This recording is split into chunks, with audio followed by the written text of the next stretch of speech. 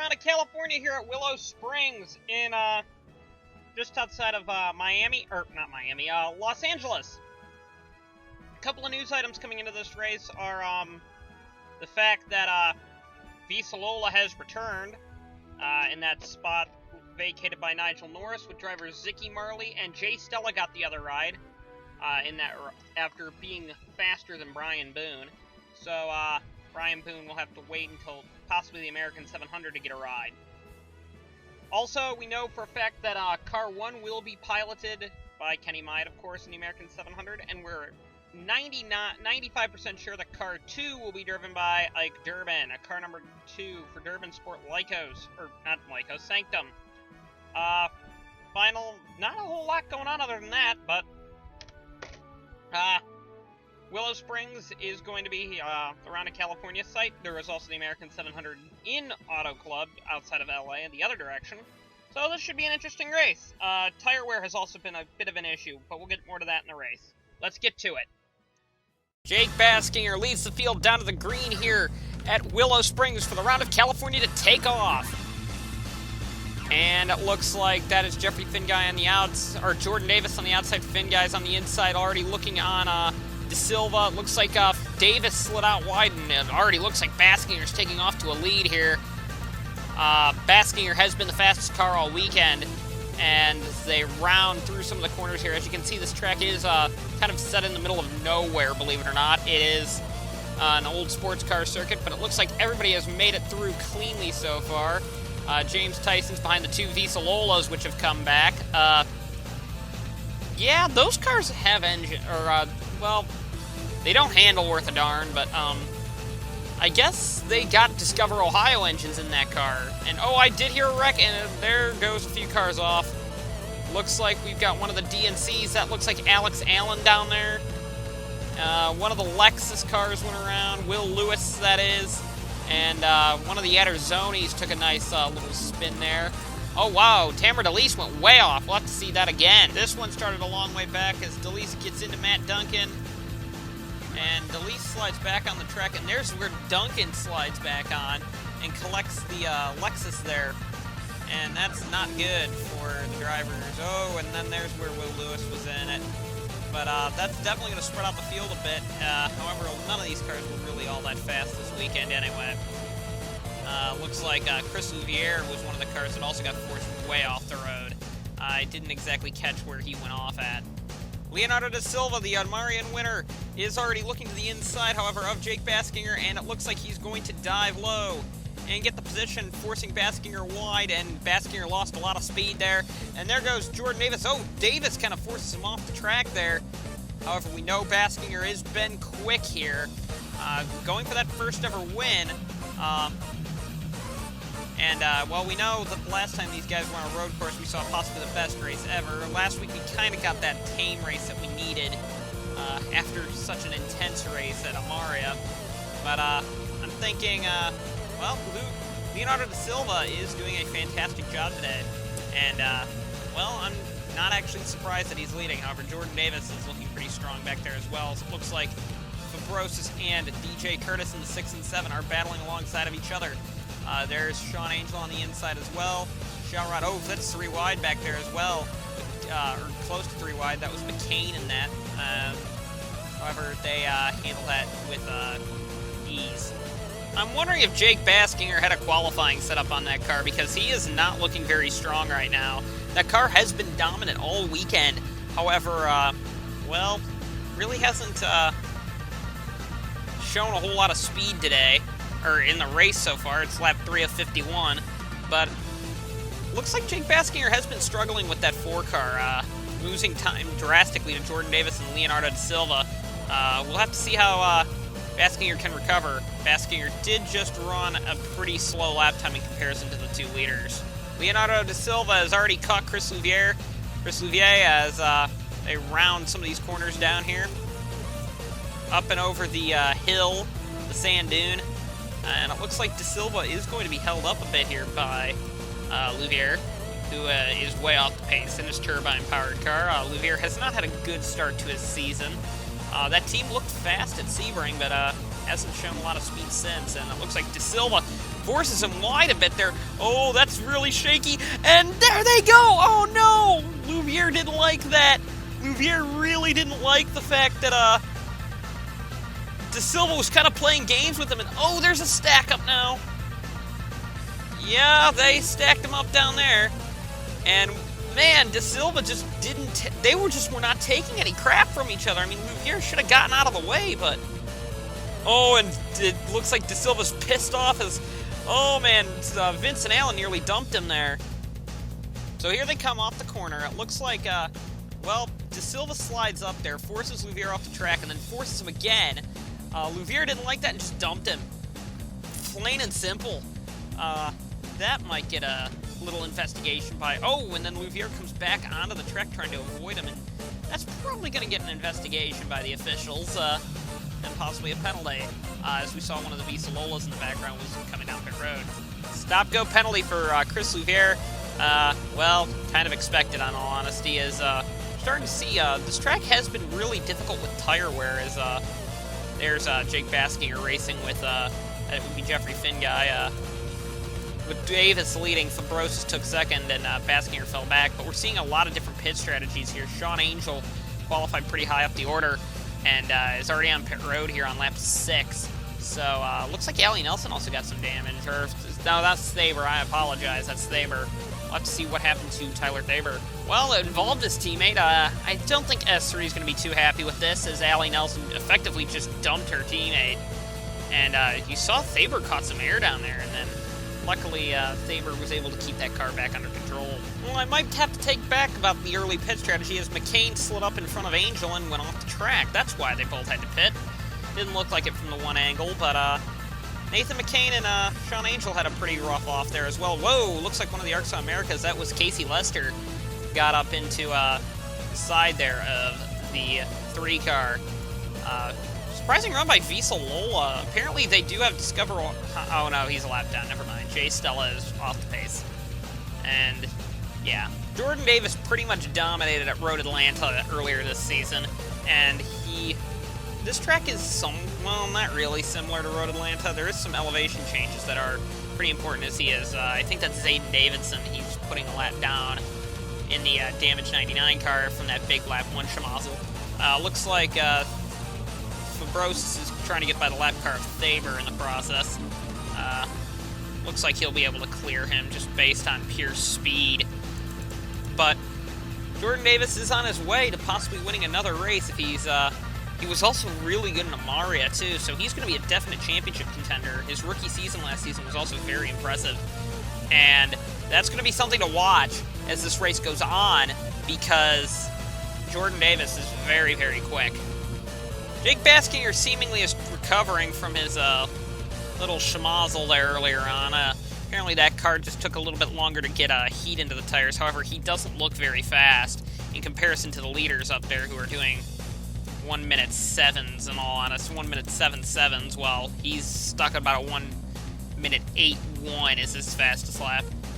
So we're starting to see that Baskinger needs to start making moves now as he's passing the lap to Leonardo da Silva car, who, well, I don't think he'll be sending Chris Louvier a Christmas card this season, or this upcoming holiday season next year, but da Silva's doing a nice job getting out of the way, which is what he needs to do.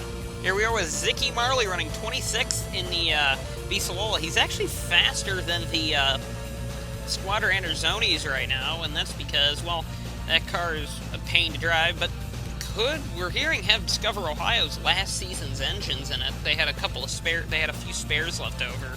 So the Visalola is too slow. It looks like one of the ARCSOA Americas is on pit road. I think that's, let's see, that one probably, no, that is Casey Lester. I thought that would be Shelton, but Shelton's had some problems with this track. However, has been faster than Lester. Lester's been kind of out there to this weekend after an impressive debut in Arkansas. On board with Jordan Davis as he's now passing the Sean Angel lap car. Angel's holding up a fight, however. Didn't exactly give him the preferred line, as looks like that's Nathan McCain in front of him going a lap down. battling with one of the Squadron Zones. That is for position. So they are doing a fantastic job, though, lately, ever since they've spread out a little bit in being clean. And actually, Jordan Davis is going to be catching up to cars pretty quickly. And that's going to be a big line of cars. The strike isn't very long. And, well, you can tell by the lap times. It's pretty fast, and it's not terribly long. So you've got a lot of stuff that's going on in this race at all times. Charlie Fabrosis would pit, as well as pretty much everyone with the exception of Jordan Davis. Davis is playing the Amarian strategy here. However, Nathan McCain is holding him up. I believe third also stayed out, maybe. Yeah, DJ Curtis did stay out, however. He's bogged down in traffic with Thaber and one of the Visas. I think that's Marley, 31st position. However, we've got to see what happens. He won't be very strong, but we're watching the 86 now, who is in clean air. However, McCain is doing a desperate job to hold him up a little bit there. I think that could be a team order, because maybe he's going to try and set Fabrosis up for a win. So here comes Jordan Davis on the pit road. This is going to be important now, as I think that's Baskinger. No, that's Angel behind. And DJ Curtis is also still coming into this time, as we're looking back. Saarinen jumped up to 4th because of that run. Vincent Allen's in 5th. As we keep going back, we're starting to see some of these guys come on down pit road. Looking at car 6 now. Where is 6? Behind him, we've got Baskinger, who's been dealing with Finn Guy virtually the whole race, and Galligan's being held up by Stella a bit, but let's see, where's the 86? The 86 is on the pits, is on pit road, getting right side tires, and away he goes. In comparison, I think actually Fabrosis gained some time there. Well, oh yeah, definitely. Fabrosis definitely gained some there, so apparently the Amarian strategy is not really working here as well as I think Jordan Davis would have liked, because Jordan Davis had the strategy to win had he pitted a lap earlier than he did. He stayed out 1 lap longer, not because of fuel or anything, it was because flat-out lap traffic. But Charlie Fabrosis is all over the back of him. I think Fabrosis really wants the championship again. That team, Discover Ohio, back when even Zeos had won the championship the last 2 seasons, or had the reigning champion last season, and there he goes. Fabrosis got him there, and cold tires, I think, warm tires are prevailing on Fabrosis' car, but we're going to see if Jordan Davis can recover from that.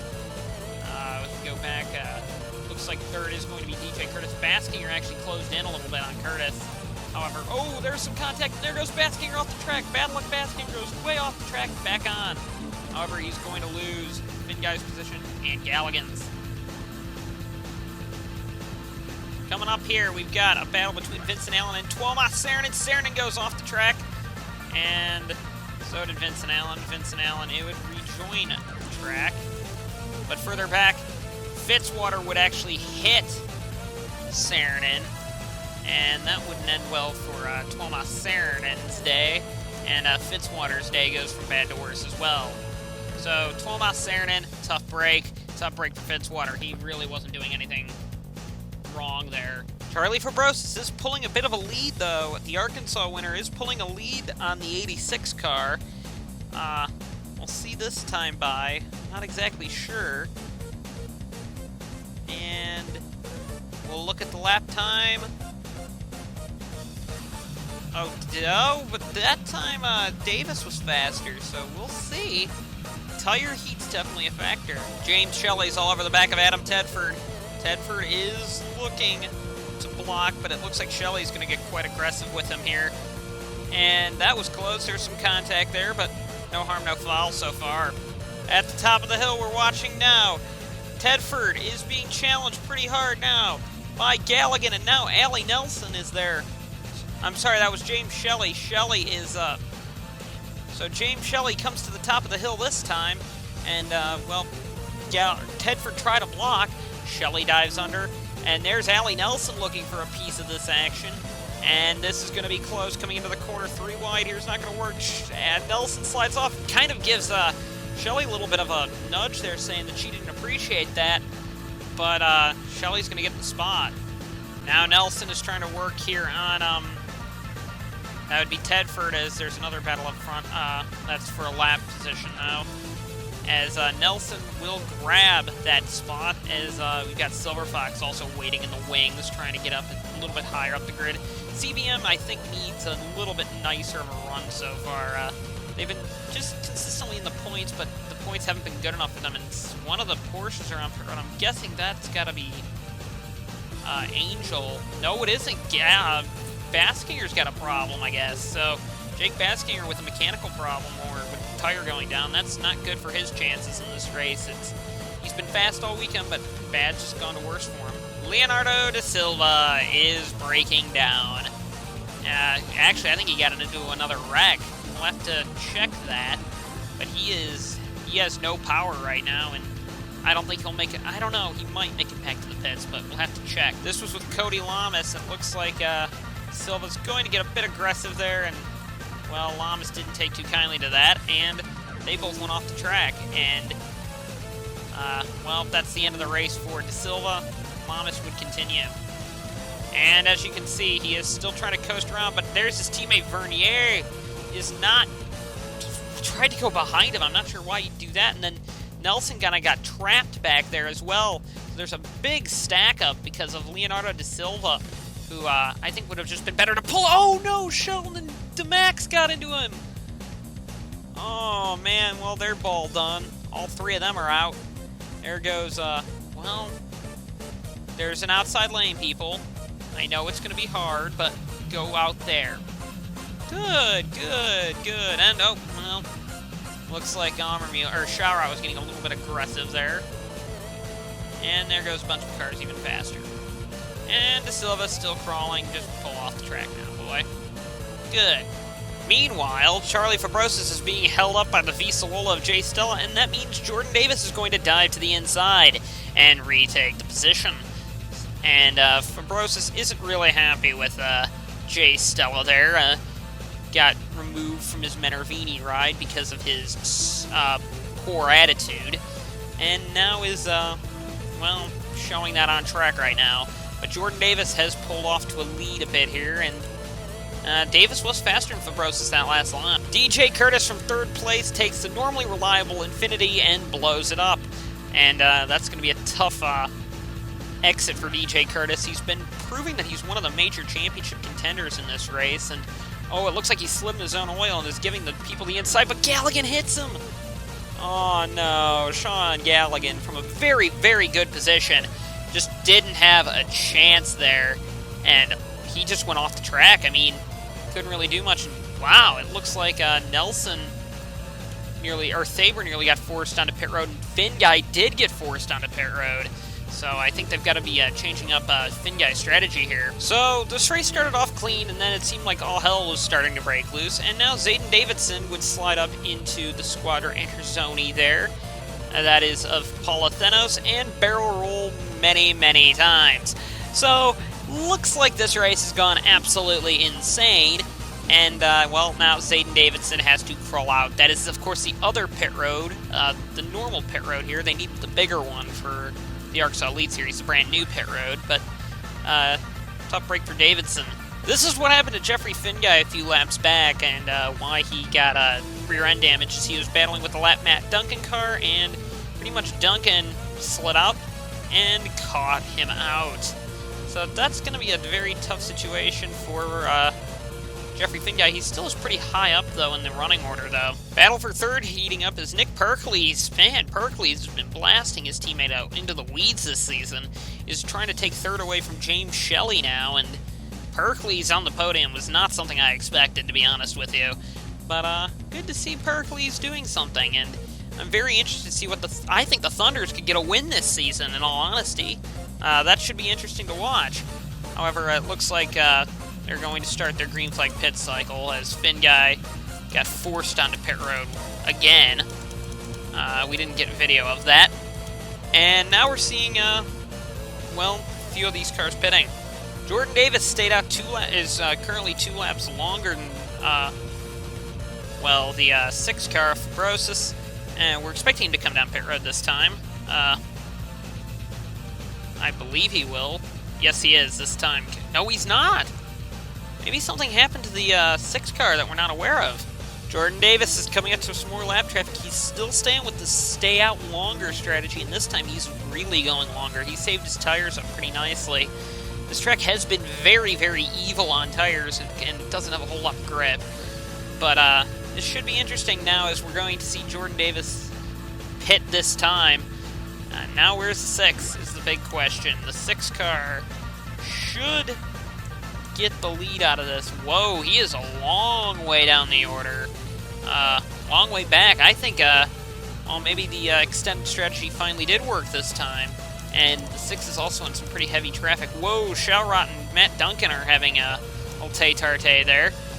They keep it under control, however. James Shelley also stayed out a little bit longer and brought it down pit road as well.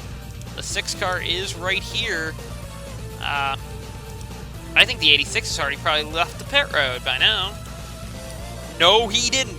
He had a very, very slow pit stop, and Fabrosis is going to take the lead out of that, which is quite surprising. I honestly thought that, and it's a big lead too, but we're hearing that the 86 crew did flub their pit stop, and that was a really, really long pit stop, to be honest with you.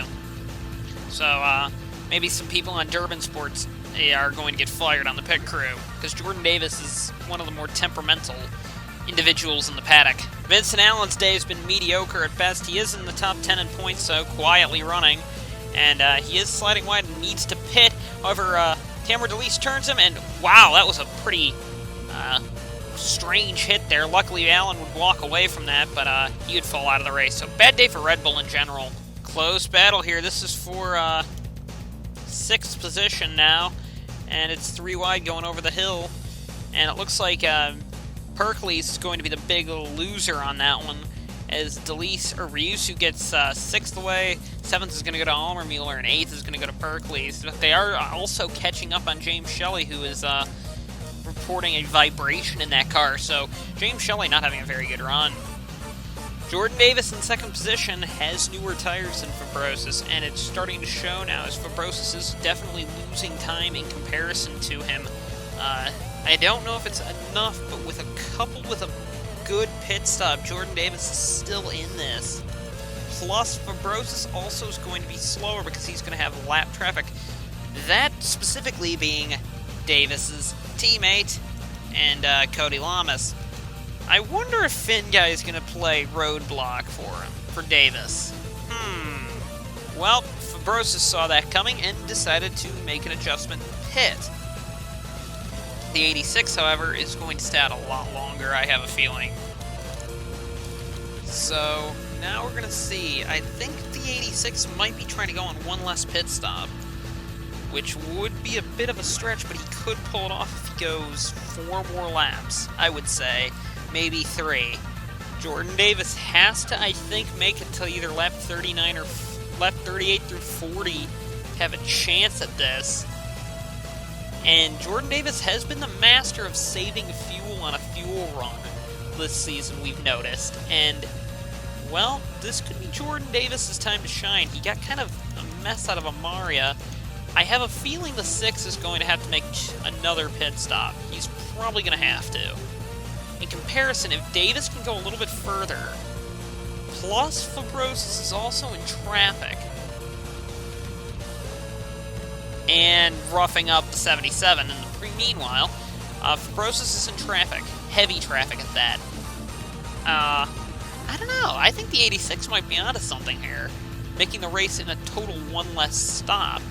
Another car that we're watching is definitely the 14 car and the 03 of Charles Sanford, the California native. This and Fontana are his de facto home races, the American 700. However, they wanted another Californian round because, well, the Californians said they couldn't get into the American 700 because of the international and national crowds that show up for that track, that California wanted a race that they could call their own. And, well, this looks like Sanford's actually been closing in on Shelley quite quickly.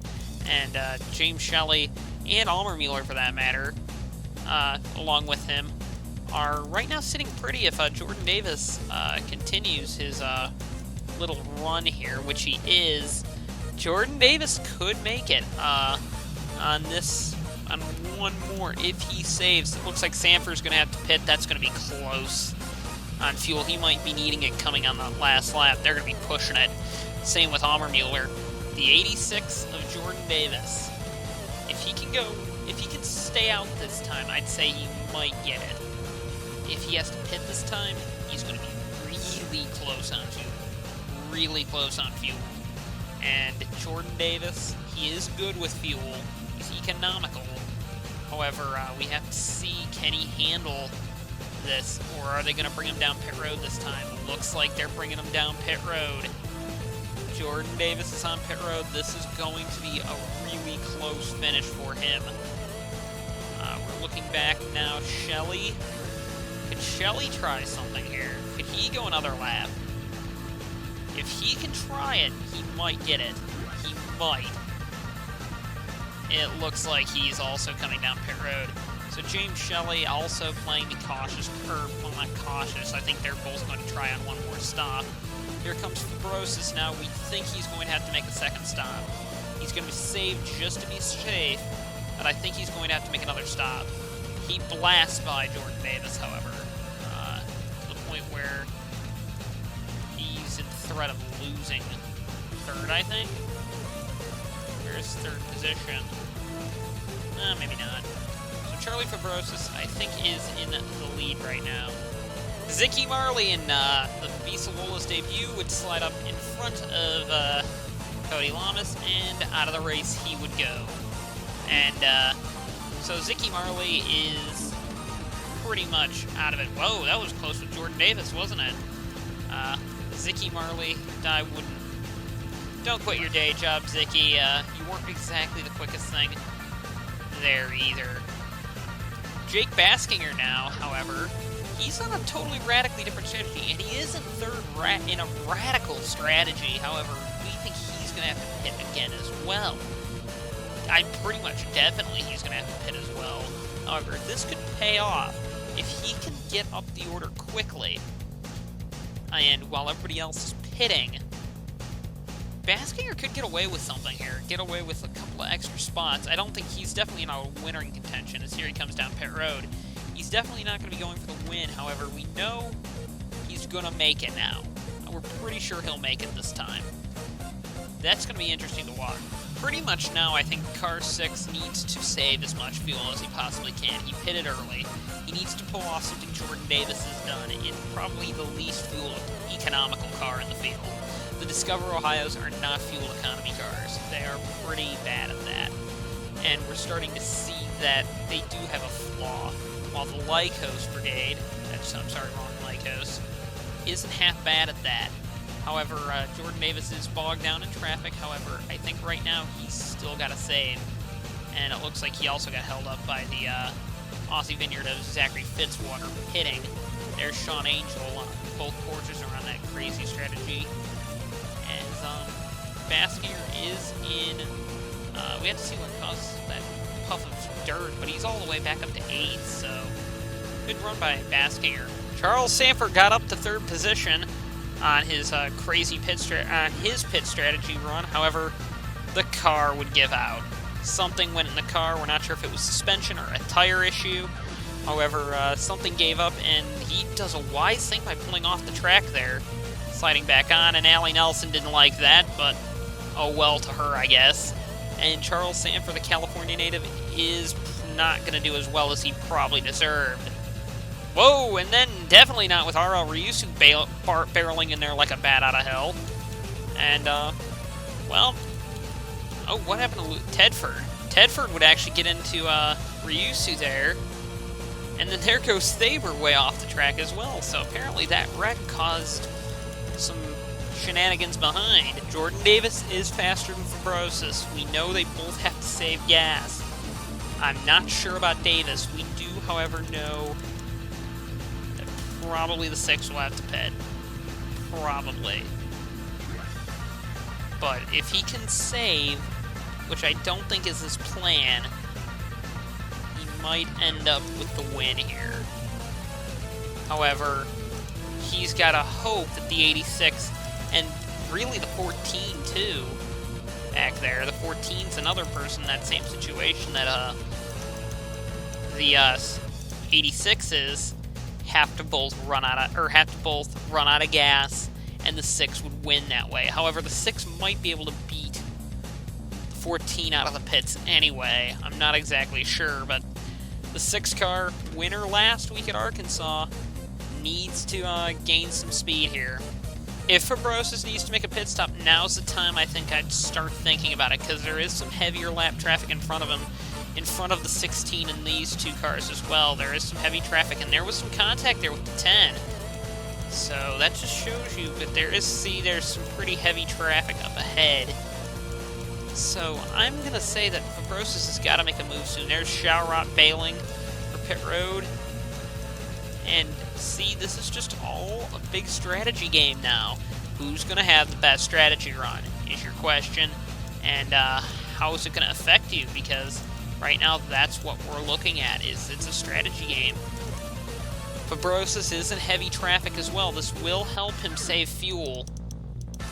The 86 is definitely on save fuel. He has slowed it way down now, so I'm thinking the 6 is probably going to have to pit. And it looks like he's trying to get as much of a margin as he can on Davis, in case if Davis runs out on the last lap.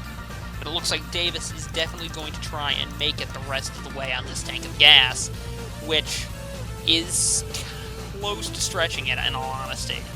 Here comes Fabrosis for his pit stop. Here comes the 86, staying out. 14, I want to see what the 14 did that last lap. 14's going a little faster here. Maybe the 14's doing something that we don't know. Maybe he's got a better fuel economy right now. Honestly, we don't know what's going on, because the whole race is being turned on its head on a strategy call. However, the 86 is definitely trying something here, as he just got by Galligan. However, Jordan Davis is trying something that is commendable, that team is. He tried, I think his plan was to try and win a Mari on a strategy call, but it didn't work out because of a wreck. Jordan Davis could get this seriously this time and get payback for Amaria. Interesting here, Shelley is actually gaining a second a lap here on Davis. It's not going to really matter at this rate. Actually, Shelley backed it down a little bit there, but it's not really going to matter. But it looks like Davis is really concerned about saving fuel. Really concerned.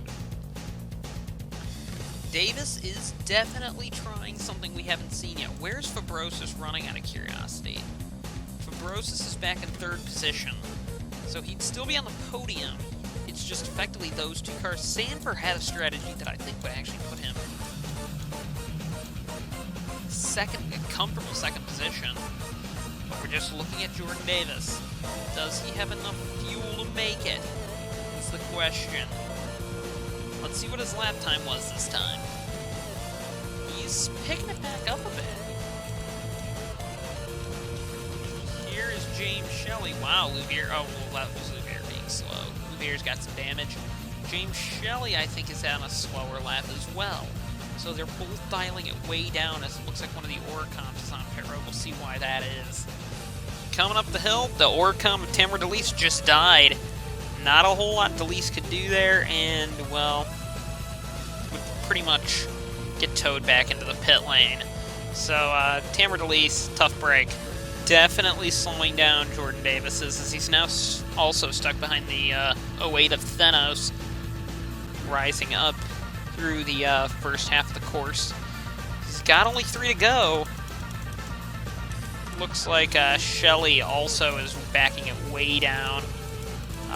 Keep in mind that Fabrosis isn't too far behind Shelley, so Fabrosis may actually catch Shelley, even if, although Fabrosis is slow too, but we're hearing they didn't fill that car or possibly enough of fuel, and he might need to save, but that's a tough break for him. Kind of a miscue by Discover Ohio.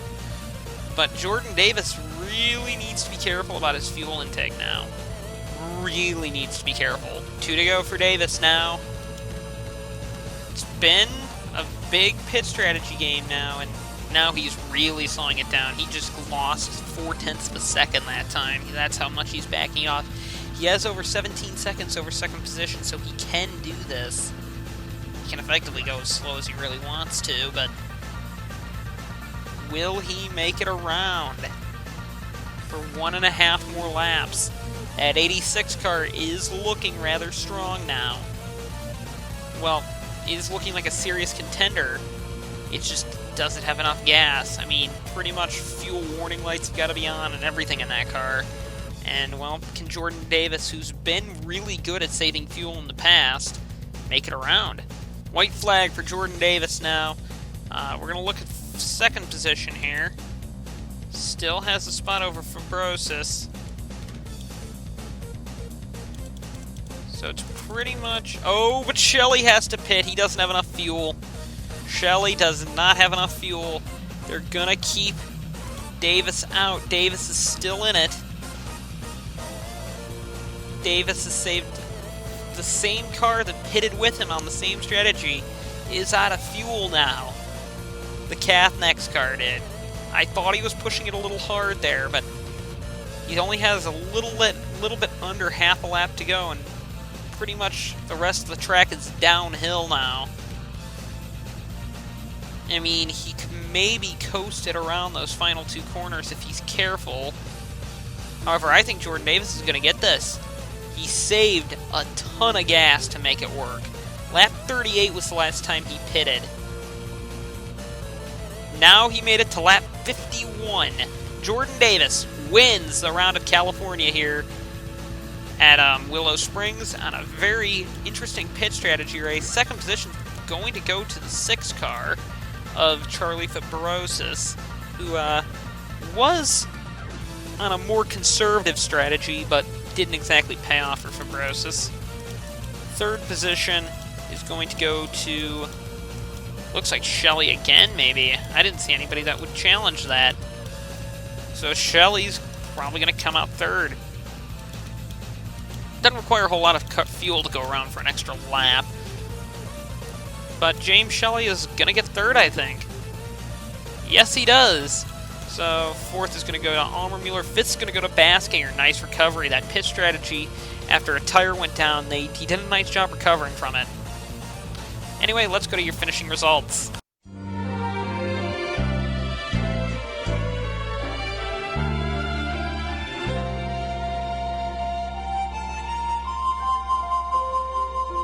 At the foothills of the Appalachian chain, down through the rivers to the coastal plain, there's a place that I call home, and I'll never be alone, singing this Carolina love song. I've got South Carolina on my mind, remembering all those sunshine summertimes, and the beauty of the autumn when the leaves turn to gold, touches my heart and thrills my soul. Got South Carolina on my mind, with those clean snow-covered mountain winter times, and the white sands of the beaches, and those Carolina peaches. I've got South Carolina on my mind.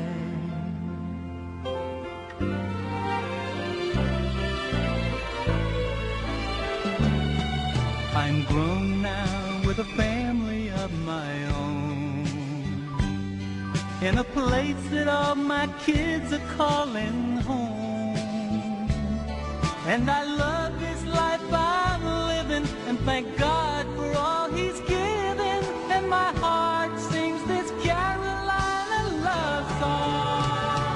I've got South Carolina on my mind, remembering all those sunshine summertimes, and the beauty of the autumn when the leaves turn to gold, touches my heart and thrills my soul.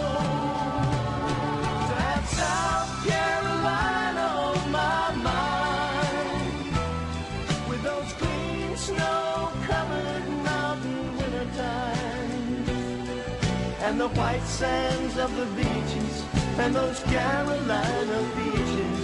I've got South Carolina on my mind. I've got South Carolina on my mind. I've got South Carolina